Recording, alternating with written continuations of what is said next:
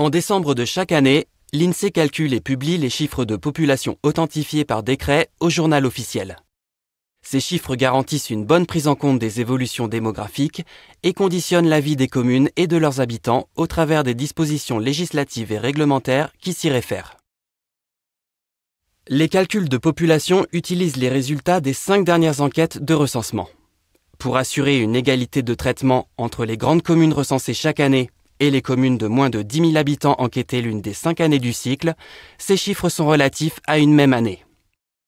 Ainsi, les populations publiées fin 2024 et authentifiées par décret sur la base des enquêtes de 2020 à 2024 ont pour année de référence 2022. Le calcul de la population municipale est adapté à la catégorie de population. On distingue la population des logements, la population des communautés comme les EHPAD, les internats, les casernes, et la population vivant en résidence principale, à l'hôtel, dans des habitations mobiles ainsi que les personnes sans abri. La grande majorité de la population vit dans un logement, comme une maison ou un appartement. Comment calculer le chiffre de la population à partir des collectes les plus récentes ? Le répertoire des immeubles localisés, dit RIL, joue un rôle essentiel dans ce calcul. Le RIL comporte l'ensemble des bâtiments habitables de la commune, les adresses d'habitation, les communautés et les établissements touristiques. Pour garantir la qualité des estimations, il est nécessaire de veiller à la qualité du RIL, notamment en intégrant les nouvelles adresses. Pour cela, l'INSEE intègre les permis de construire dans le RIL. La commune signale quand le bâtiment correspondant est habitable. Dans les grandes communes de métropole, le calcul de la population est réalisé par quartier, de façon à tenir compte de la spécificité territoriale et assurer leur représentativité. Le RIL permet de connaître le nombre de logements du quartier. Par ailleurs, dans chaque quartier, le nombre moyen de personnes par logement est calculé à partir des 5 dernières enquêtes de recensement. Ce calcul tient compte de tous les logements de l'échantillon, y compris ceux où personne n'a répondu. En effet, si un ménage n'a pas pu répondre au recensement car il était absent pour une longue durée ou impossible à joindre, l'information collectée par les agents recenseurs est utilisée. S'ils n'obtiennent aucune information, l'INSEE fait une estimation pour ce ménage en lui affectant la taille moyenne des autres ménages non répondants. Toutefois, ces cas sont rares. Plus de 95% des ménages répondent au recensement. Dans chaque quartier, la population des ménages ordinaires est égale au nombre de logements issus du RIL, multiplié par le nombre moyen de personnes par logement, calculé d'après la collecte du recensement.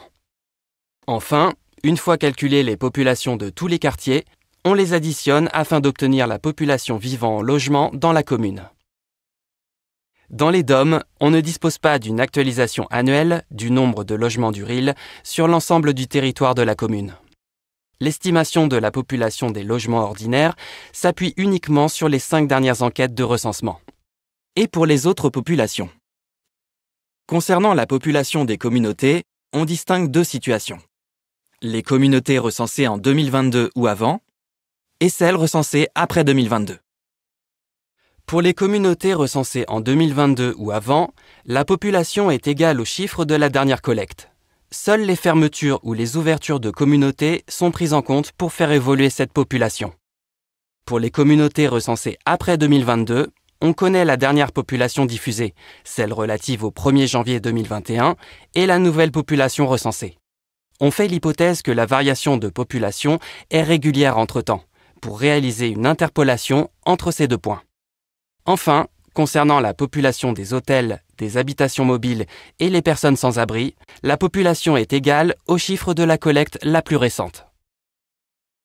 Le plus souvent, ce n'est pas la population municipale, mais la population totale qui est la référence utilisée dans les textes de loi. Cette population comprend, en plus de la population municipale, la population comptée à part.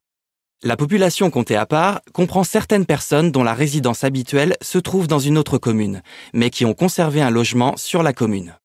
La population comptée à part comprend les élèves et étudiants majeurs de moins de 25 ans, ayant leur résidence familiale dans la commune et logeant pour leurs études dans une autre commune.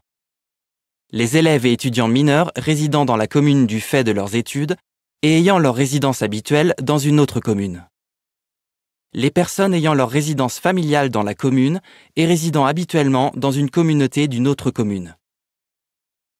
Ainsi, la population totale s'obtient en partant de la population municipale et en y ajoutant les personnes correspondant à la population comptée à part.